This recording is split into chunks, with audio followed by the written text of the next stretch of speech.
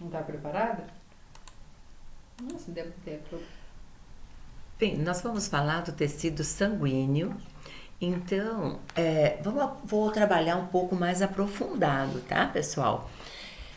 Então, vamos falar um pouquinho desse tecido hematopoético. Hema vem de sangue, então é o tecido que vai formar células sanguíneas. Porém, então, temos aqui já sua função, a produção de células sanguíneas. E esse tecido hematopoético, nós podemos já falar da célula de medula óssea. Onde fica essa célula de medula óssea? Na extremidade dos ossos longos, né? Por exemplo, aqui bem nessa extremidade do osso fêmur. Temos também uma produção em ossos chatos. Porém, esta célula de medula óssea, ela é um tipo de célula indiferenciada. O que quer dizer isso? Que ela vai se diferenciar em outras estruturas celulares.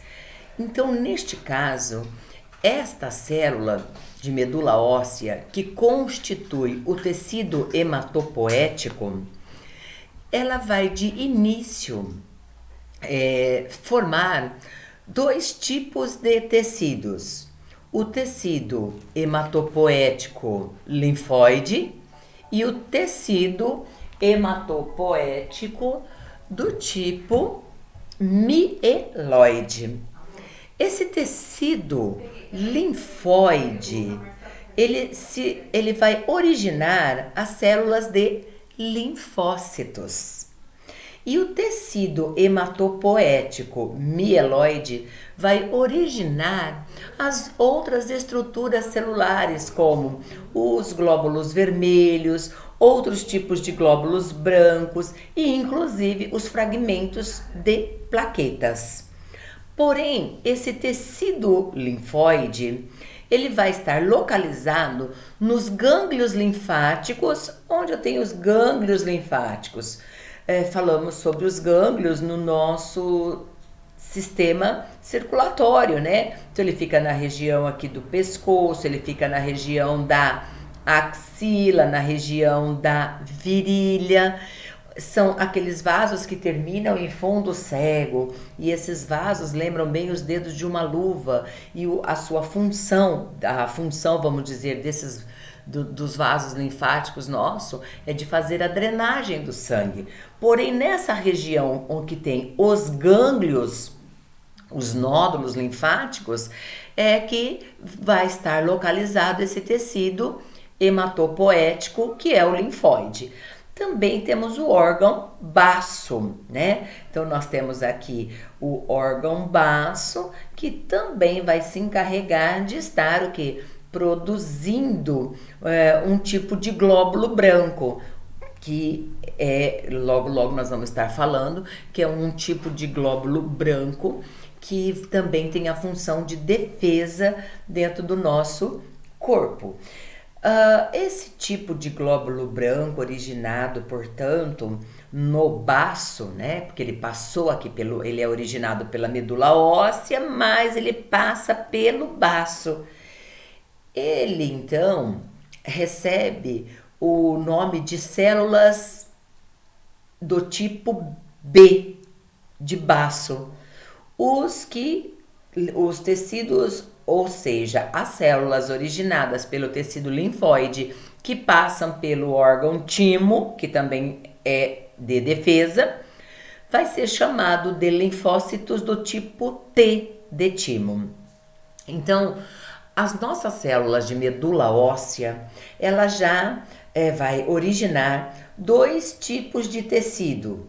O tecido linfocítico, que dá origem a esse tecido, que é o tecido linfóide, ou o tecido hematopoético mielocítico, ou chamado de mieloide. O tecido linfocítico, ele fica localizado nos gânglios linfáticos e baço. Já o tecido mieloide, ele fica localizado, olha só, também na nossa medula óssea.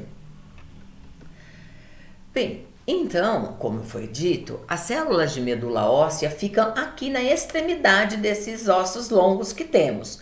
E esta célula, dotada de alto grau de diferenciação, ela vai originar dois tipos de tecidos. O tecido linfocítico ou linfóide, que vai originar as células de linfócitos do tipo T e do tipo B. E essas células de medula óssea que originam o tecido mieloide, esse tecido mieloide, por sua vez, vai dar origem aos glóbulos vermelhos, às hemácias, aos glóbulos brancos, aos diferentes tipos de glóbulos brancos e inclusive às plaquetas, os fragmentos de plaquetas que têm a função de coagulação. Voltando a lembrar que estas células de medula óssea, que dará origem ao tecido linfocítico, estas células de linfócitos, quando passam pelo órgão timo, serão chamadas de linfócitos do tipo T. Quando passam pelo baço, serão chamadas de linfócitos do tipo B. E aí, como nós podemos observar, esse osso é longo e aqui está as células de medula óssea. Células dotadas de alto grau de diferenciação. Por quê? Porque ela vai poder se diferenciar em qualquer um desses tipos de célula. Bem, então, aqui nós temos um esquema que representa, uma parte já do que eu comentei, que estas células de medula óssea, elas são dotadas de alto grau de diferenciação. É isso que quer dizer pluripotencial. Ela vai poder se diferenciar em todos estes tipos de células que nós temos aqui embaixo deste esquema. Olha, todas estas células. Porém, a nossa célula de medula óssea é considerada célula tronco, né? Porque a célula tronco, ela vai se diferenciar em dois tipos de tecidos. Tecido linfocítico, que vai originar as células linfóides, tecido mielocítico, que vai originar as células mieloides, e esse tecido linfocítico dará origem a dois tipos de linfócitos. T, se passou pelo órgão timo, B, porque passou pelo órgão baço. Já estas células tronco ou células de medula óssea, quando se diferenciam em tecido mielocítico, que dará origem às células mieloides. Quais são as células mieloides? São os eritroblastos, as células mães de eritrócitos, de glóbulos vermelhos. Os mieloblastos, células mães de neutrófilos, acidófilos, basófilos, que são todos glóbulos brancos. E essas células do tecido mielocítico, quando origina o megacariócito, células de megacariócitos, mega, grande, cário, núcleo, citocélula, célula que tem um núcleo muito grande. Estas células, então, é que darão origem os fragmentos celulares que correspondem às plaquetas. Então, a célula tronco se diferenciou em dois tecidos, linfocítico e mielocítico. O mielocítico originou estas células mães destas outras células aqui. Porém, essa célula tronco, que é a nossa célula de medula óssea, que deu origem às células do tecido linfocítico, que originou as células de linfóides, que são os linfócitos T e o linfócito B. Esses linfócitos originam as células citotóxicas, inclusive o linfócito B, ele vai originar as células também chamadas de plasmócitos, são tipos de glóbulos brancos, porém diferentes destas células de neutrófilos, acidófilos, basófilos, originados pelo mieloblasto, que por sua vez foi originado pelo tecido mielocítico. Então, aqui eu tenho um osso longo e na extremidade, portanto, encontra-se a célula tronco. Esta célula tronco que vai originar, esta célula tronco, que é a de medula óssea, ela vai originar o tecido mielocítico, que por sua vez dará origem aos eritrócitos, às plaquetas, aos neutrófilos, aos basófilos e aos eosinófilos. E lembrando que apenas o tecido linfocítico dará origem aos linfócitos do tipo T e B. Começaremos agora. Eu dividi aqui a parte do sangue humano em 2 momentos para facilitar a compreensão. Então vamos começar pelo sangue humano, momento 1. O que é o sangue? O sangue, ele é um tipo de tecido, um tecido chamado de conjuntivo vermelho. E o nosso sangue, ele circula através de condutos, que são as nossas artérias, nossas veias e os nossos capilares. Porém, esses vasos sanguíneos, eles têm que apresentar uma pressão para impulsionar esse sangue. Então, o sangue sai do coração, vai para os nossos tecidos, mas o sangue dos tecidos retorna ao coração através das veias. Então, obviamente, no interior desses vasos, ou seja, os vasos são formados por camadas de músculos e aí acaba impulsionando esse sangue. Lembrando que as nossas veias funcionam como válvulas, que impede o refluxo sanguíneo. Porém, já os nossos capilares, ele não tem camada de músculo, mas o acúmulo de proteína gera a pressão chamada coloidosmótica. Bem, esse sangue, então, esse nosso tecido sanguíneo, já que ele é conjunto, por que conjuntivo? Porque ele tem uma parte líquida, ele tem as células, ele apresenta os nutrientes, ele é um conjunto, por isso o tecido conjuntivo.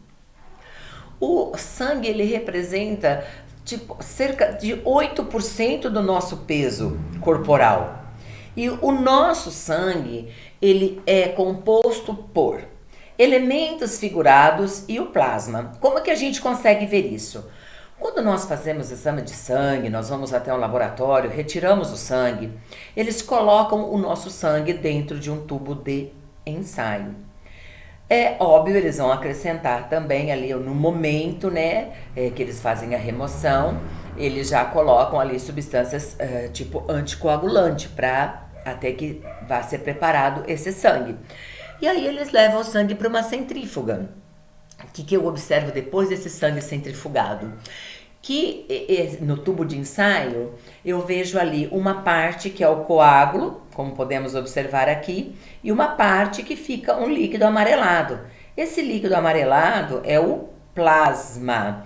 Então, esse plasma, a parte amarelada, é o plasma.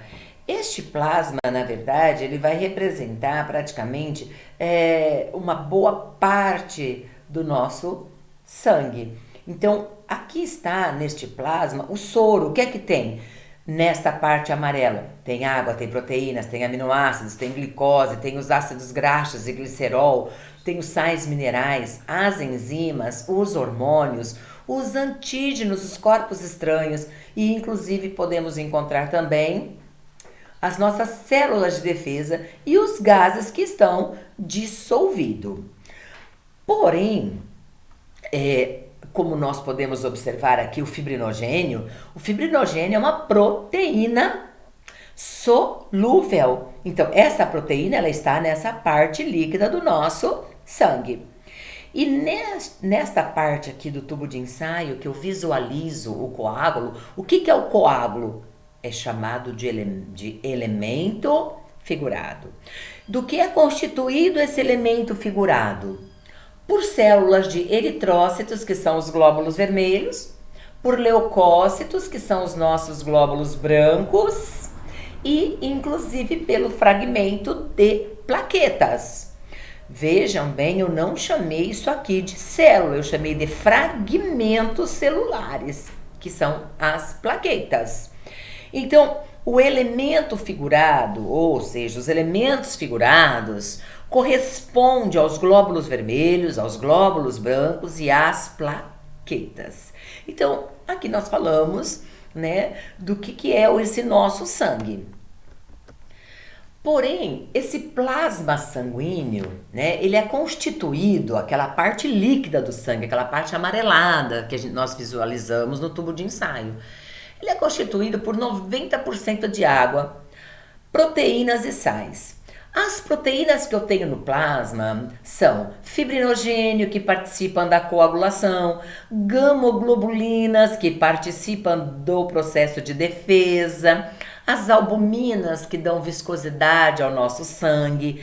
Esse fibrinogênio ele vai participar da coagulação lá na ação das plaquetas, certo? E essas gamoglobulinas, como foi dito, ele vai ter a função de defesa.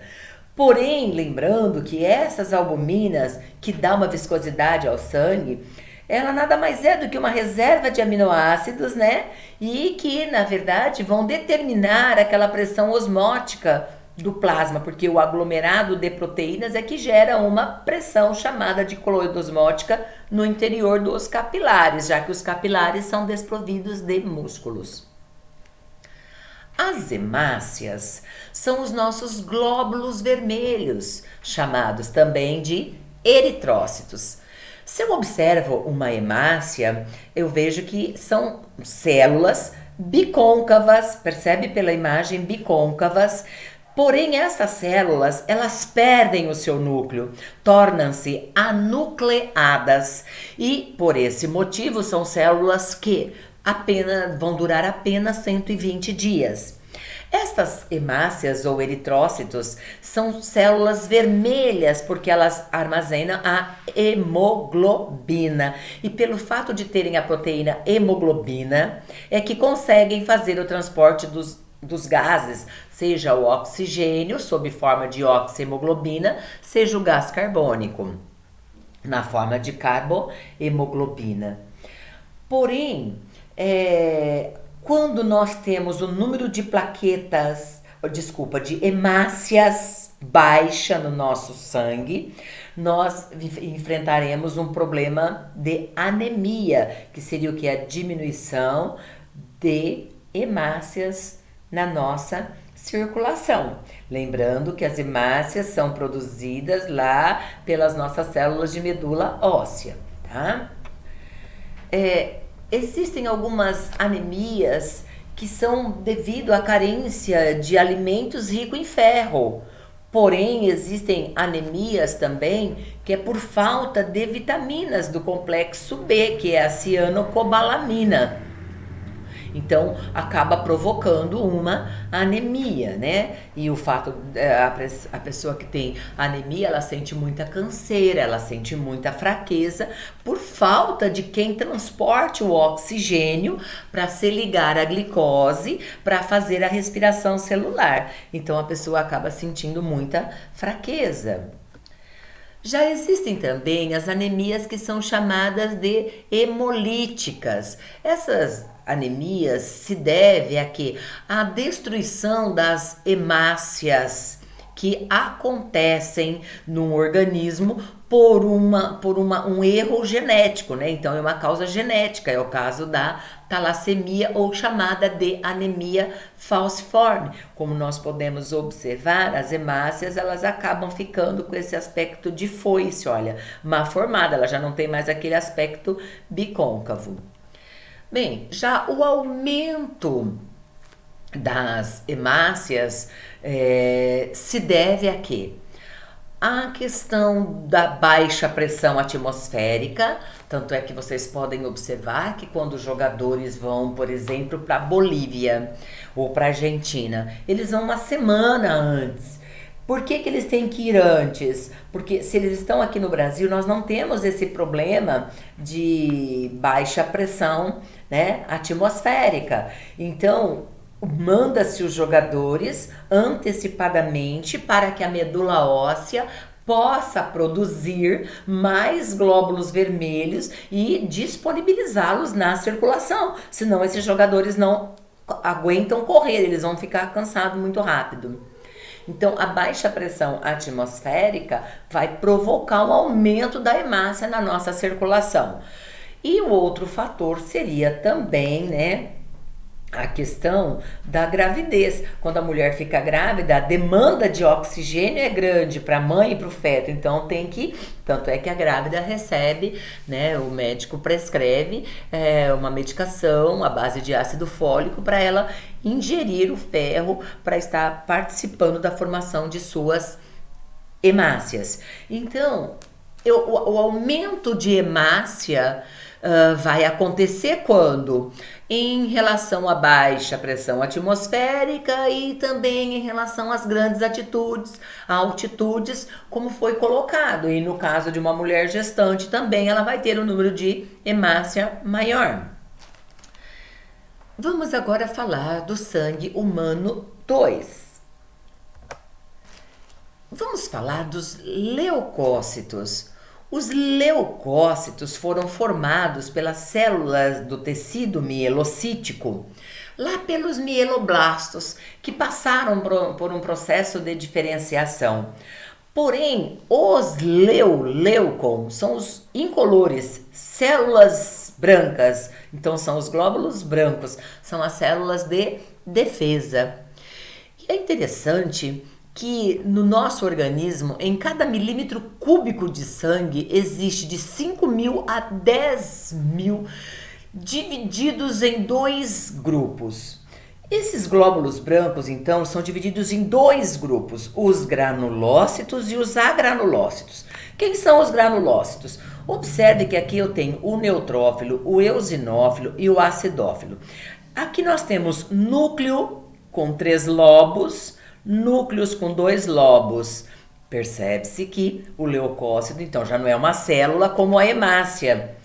O leucócito tem núcleo e a hemácia não tinha núcleo. E estes glóbulos brancos, como nós podemos observar, tem aqui o seu citoplasma. E o citoplasma, ele é bem granuloso, comparado aos agranulócitos, que depois nós vamos observar a imagem, eles não estão com esses grânulos aqui, como vocês podem observar pela imagem, tá? Bem, e esses granulócitos, eles têm os grânulos onde? No citoplasma, e esses grânulos, eles foram corados, tá? Por corantes chamados neutros, ácidos e básicos. E aí, através desta coração, desta técnica, nós podemos visualizar os seus grânulos no seu citoplasma. O neutrófilo é um glóbulo branco que tem um núcleo trilobado e ele é granulócito. E vejamos que o seu núcleo ele é irregular, formado, e ele poderia ter até 5 lobos. Porém, ele apresenta as granulações. Qual é a função desse tipo de célula? A sua função é de fazer a fagocitose, é englobar os micro-organismos que invadiram a nossa circulação. Digamos que eles fazem a primeira linha de defesa do organismo. Quando um antígeno entra na circulação, imediatamente esses neutrófilos vão identificá-lo, diagnosticá-lo e vai começar a ação de defesa. Porém, é um número de glóbulo branco mais numeroso da nossa circulação, dando aí uma totalidade de 60% do total. Pessoal, é interessante, né, que vou só comparar a ação aqui desses nossos glóbulos brancos com o serviço da polícia.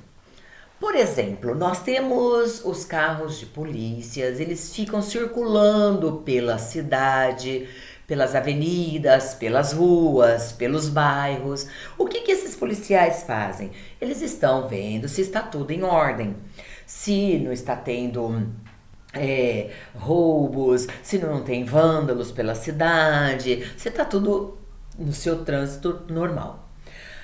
Esses nossos glóbulos brancos, como neutrófilos, eles também ficam passeando na nossa circulação. Ficam passeando como os policiais fazendo a ronda, tá? Então, esse tipo de glóbulo branco é o chamado de circulante.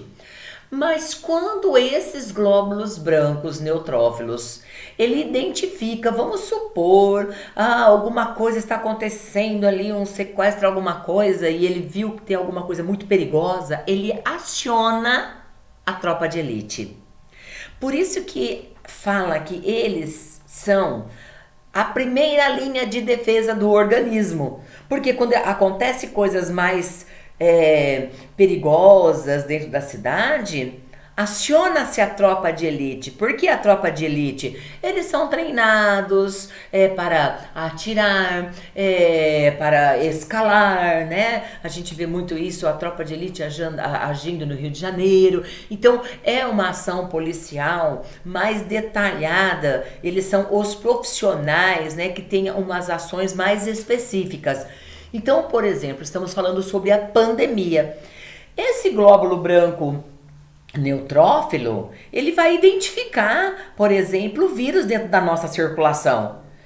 E o que ele vai fazer? Acionar os linfócitos, que seria a nossa tropa de elite, para fazer o combate. Como que ele vai fazer o combate? O linfócito do tipo T?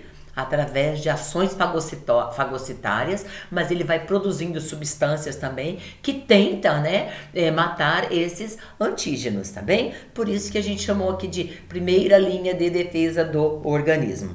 Então, esse neutrófilo, a função dele é de defesa no organismo. Temos também o glóbulo branco, que é o acidófilo ou eosinófilos. Esses acidófilos ou eosinófilos, como nós podemos observar, têm um citoplasma granuloso, maiores que os grânulos identificados nos neutrófilos. Eles apresentam um núcleo bilobado, mas eles não são tão ativos para fagocitar. Por isso, a função dele é mais específica. Qual que é a função dele? Vamos dizer que a pessoa tem uma alergia a chocolate. Então, ela come o chocolate, começa a ficar avermelhada, começa a ficar toda cheia de aquelas erupções avermelhadas, vai fechando os vasos respiratórios. Então, o organismo está dizendo que está tendo uma alergia.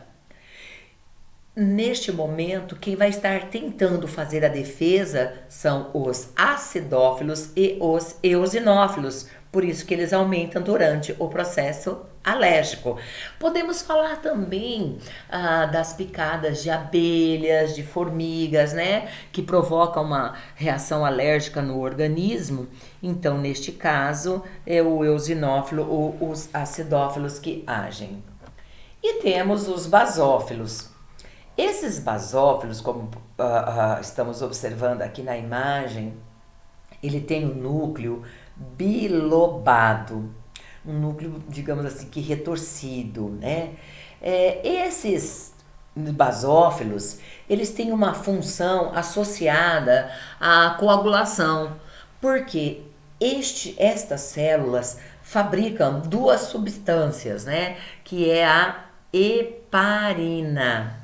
E essa heparina, ela é que vai agir para impedir ali a coagulação do sangue. E também pode produzir a histamina. As histaminas são substâncias vasodilatadoras, porque esses nossos glóbulos brancos, eles ficam dentro dos nossos capilares, mas se os nossos capilares contraírem, então não vai ser possível fazer a circulação. Então tem que ter a substância histamina que o próprio glóbulo branco, que é o basófilo, vai produzir para auxiliar neste processo de vasodilatação. E como eu disse, nós temos os glóbulos brancos que são os granulócitos e os agranulócitos. Os granulócitos, neutrófilos, acidófilos e basófilos. Temos aqui os agranulócitos, que corresponde ao monócito e ao linfócito. Temos dois tipos de linfócito, T e B. Observem que aqui no citoplasma não tem esses grânulos aqui, olha, percebem? né? Que foram corados. Então não apresenta essas substâncias. Aqui é o núcleo, tá, gente? Esse núcleo lembra até um embriãozinho, não é? E aqui um núcleo globoso. Estes dois tipos de células não são granulócitos, ó, não tem grânulos, então eu posso classificá-los como agranulócitos. Estas células de linfócitos, eu gostaria de lembrar a vocês que eu até comentei dos glóbulos brancos circulantes, que tem uma função semelhante aos nossos policiais que fazem a ronda na cidade e ficam circulando. Porém, quando detectam algum acontecimento, alguma coisa assim mais que exige uma ação mais meticulosa, os glóbulos brancos, ou seja, os policiais que fazem a ronda acionam a tropa de elite. Então, nós temos os neutrófilos, né? Esses eosinófilos, todos eles são glóbulos brancos chamados de circulantes, comparados à função dos policiais que fazem a ronda. Mas quando detectam alguma coisa estranha, algum corpo estranho que entrou na circulação, eles vão acionar a tropa de elite. Quem é essa tropa de elite nossa? São os glóbulos brancos do tipo linfócito. Esses glóbulos brancos, eles são bem menores, eles têm aqui o núcleo esférico, porém globoso, não tem no seu citoplasma os núcleos, podemos observar que o núcleo ocupa a maior parte do citoplasma e estes tipos de linfócitos produzem anticorpos também, ou proteínas, substâncias citotóxicas que vão atacar os micro-organismos. Por isso que eu disse que a sua função ela é mais específica. Já esta célula de monócito, que eu comentei que o núcleo assemelha assim um embriãozinho, estas células de monócitos, elas são maiores que as células de linfócitos. Mas ela tem mais citoplasma do que o próprio linfócito, mas o seu núcleo lembra assim uma ferradura ou um embriãozinho. Agora, o que é muito bacana é que esses glóbulos brancos, eles apresentam um movimento chamado de diapedese. O que é essa diapedese? Os glóbulos brancos estão dentro dos capilares e eles conseguem atravessar as paredes dos capilares e sair do capilar e ir para a circulação sanguínea, por exemplo, para o tecido para combater o antígeno que tenha adentrado ali. Então, eles podem atingir outros tecidos.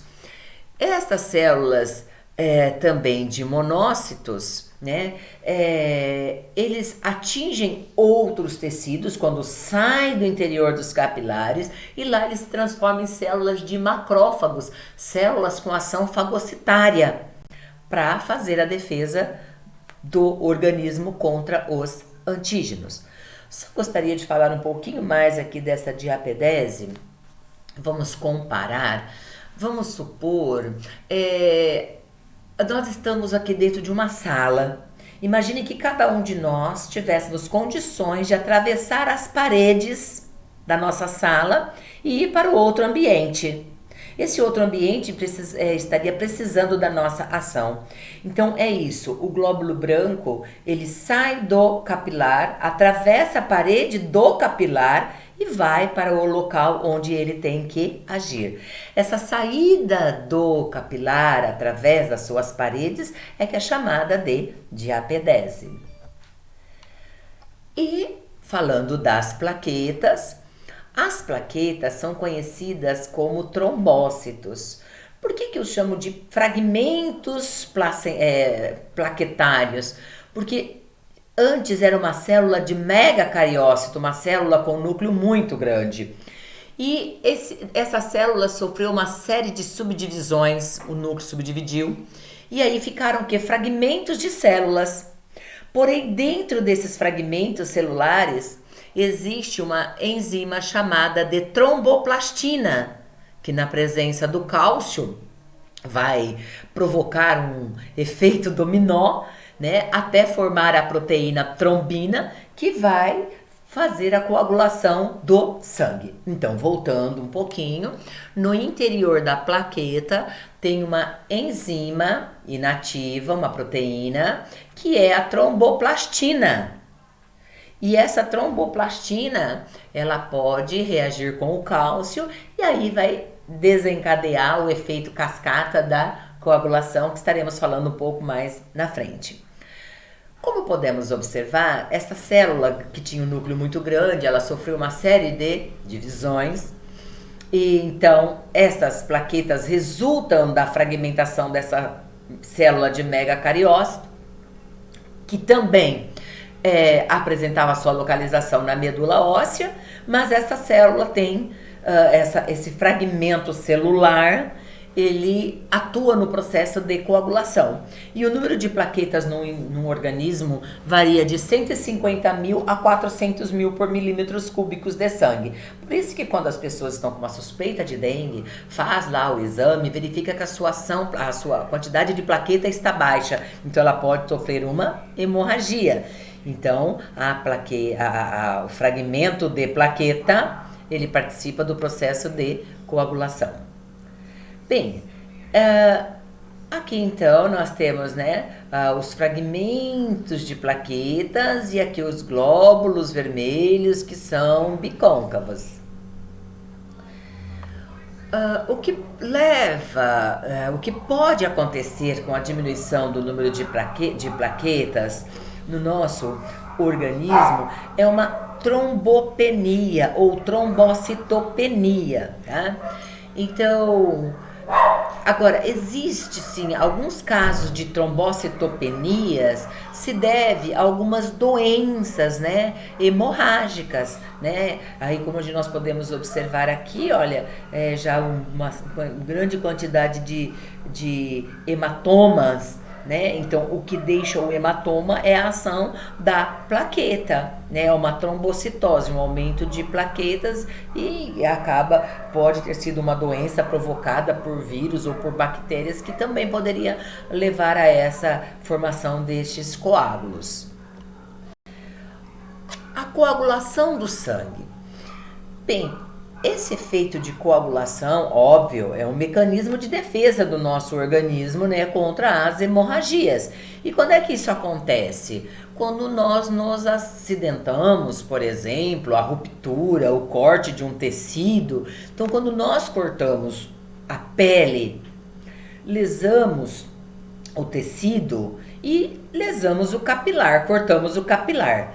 Dentro dos capilares, nós vamos encontrar a tromboplastina, certo? Então, lesando o tecido, dentro dos nossos vasos, nós vamos encontrar a tromboplastina. Essa tromboplastina, conforme cortou o vaso, cortou o capilar, secciona também o fragmento plaquetário. Lesando a plaqueta, libera-se a tromboplastina. Essa tromboplastina vai reagir com o cálcio livre no sangue. Então, a reação da tromboplastina com o cálcio vai formar a protrombina. Vai ser catalisada em uma protrombina. Esta protrombina passa pelo nosso órgão fígado e lá na presença da vitamina K no nosso fígado, a protrombina é catalisada em trombina. Isso acontece quando a pessoa se cortou. Cortou o tecido, lesou o capilar, lesou a plaqueta, libera a tromboplastina que reage com o cálcio, vai ser catalisada numa protrombina, a protrombina lá no órgão fígado e na presença da vitamina K, ela vai sofrer uma transformação em trombina. E essa trombina é a enzima que vai transformar o fibrinogênio em fibrina. Porque quando nós nos cortamos, todos nós temos fibrinogênio no nosso sangue.